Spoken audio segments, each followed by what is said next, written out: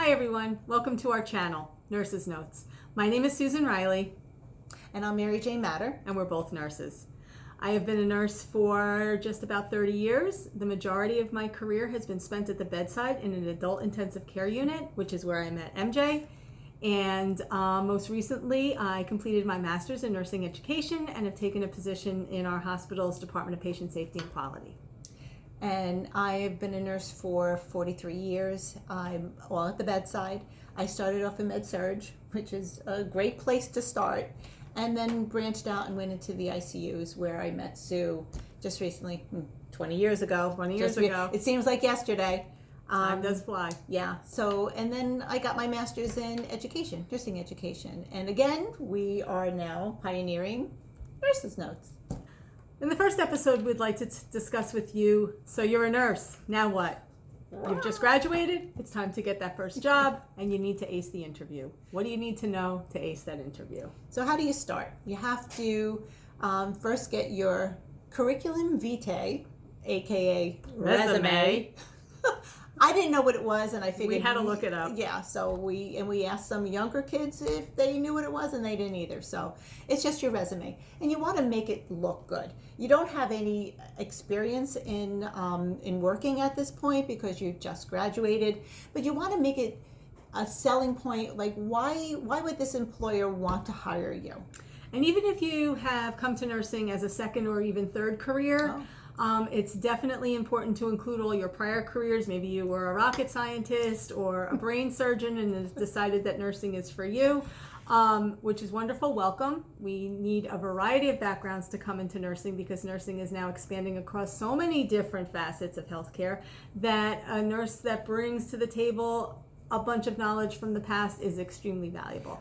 But we have some nurses who used to be nutritionists, the registered dietitian, and they bring forth with every patient that we have, like how we can feed our patients. Whatever you're bringing to the nursing table is fantastic. It's a plus. It's definitely a plus, but you still need to get the job. You still need to ace that interview, and what we hope to do today is to give you some pointers on how to do just that.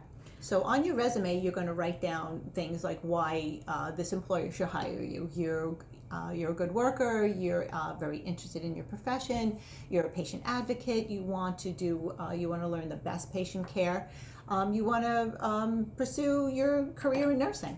Mary Jane and I have had the luxury of participating in a lot of interviews of potential candidates. It's very interesting. And we've seen a trend over the years of there's about 3 types of people that come in for an interview. The first one is the overachiever.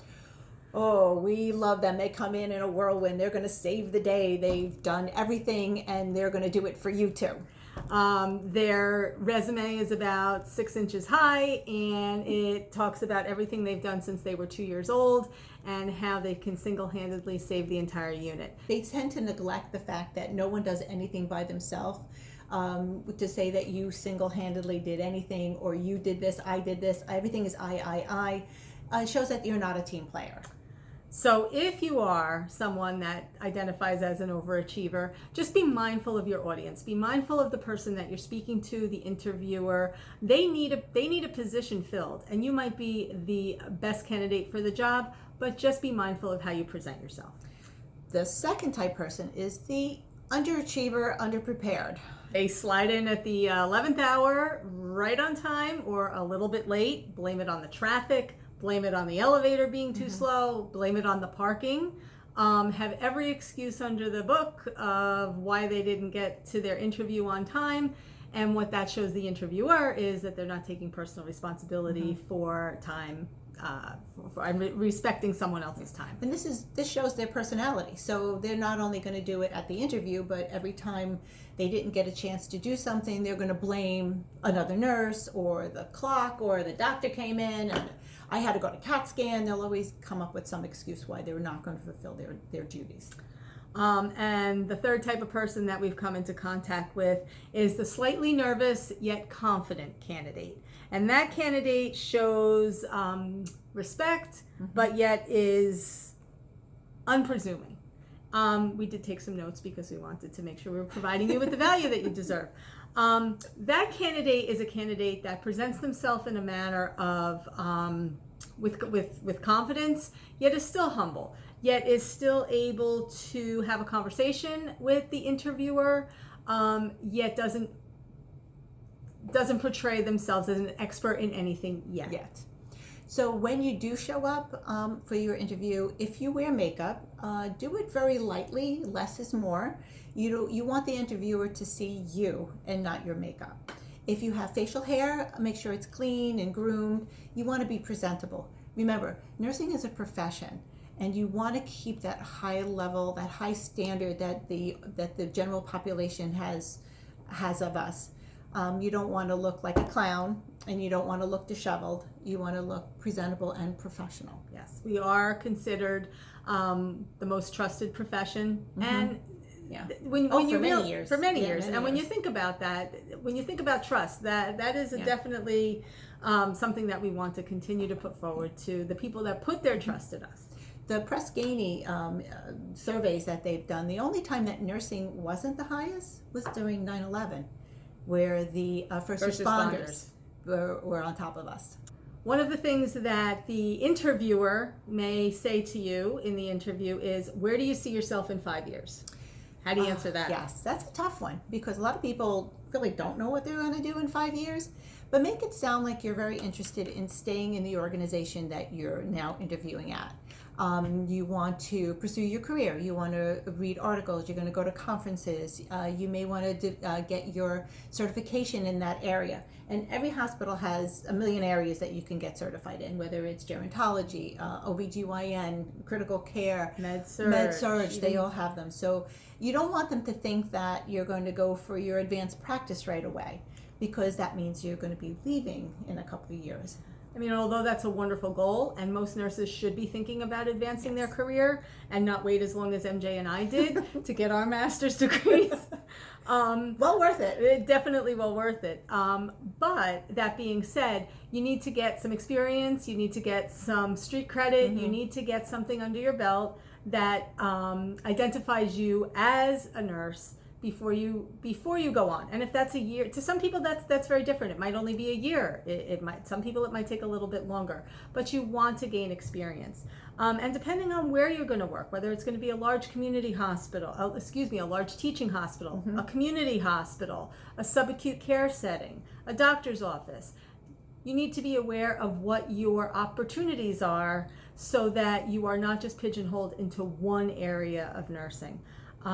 That's the beauty of nursing, is that there's so many different things you can do, and as you enter the profession, you might not necessarily know exactly what you want to do. No, it's dynamic. You can. Yes. I always say that you're only limited by your imagination and where you can go with it. Another question that the interviewer might ask you is, how do you resolve conflict? Oh, that's a good one, because we all have conflict. It's either with a coworker or a physician or patient families. So how do you do that?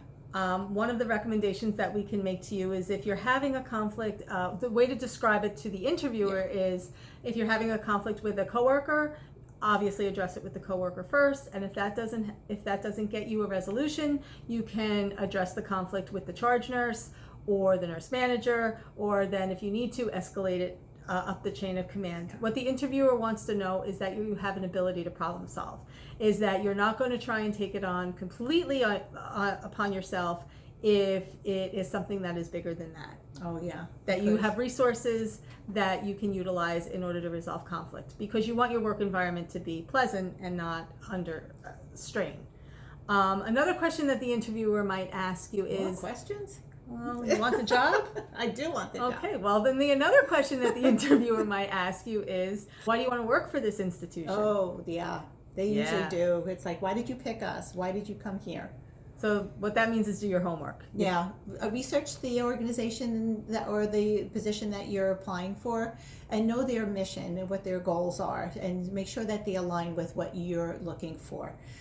You just don't say, well, the pay is good. I heard that you get a lot of days off. Yeah, and, 312s, awesome. 3 days work, 4 days play. That No, sounds well, great. it does sound great. But It is great. It is great. It is Trust great. me. But what you want to do is you want to definitely know what the hospital's or the organization's core values, Yeah, core their values. mission. Good Um, words. I love yeah. that. I'd hire you. Well, thank you very much. We both have been blessed to work for a very long time for an institution that is not only dynamic, but it supports nurses when they want to pursue other efforts. So Yes. that's where we're coming from. We really hope that you've enjoyed the first edition of Nurses Notes. This episode was fun to do, and we're looking forward to doing more to bring you a lot more value to nursing topics that are relevant today. I'd like to thank Mary Jane for Thanks, partnering Sue. with me in We're a this team. endeavor. We're a team, and we look forward to seeing you on our next episode. Thank you very much.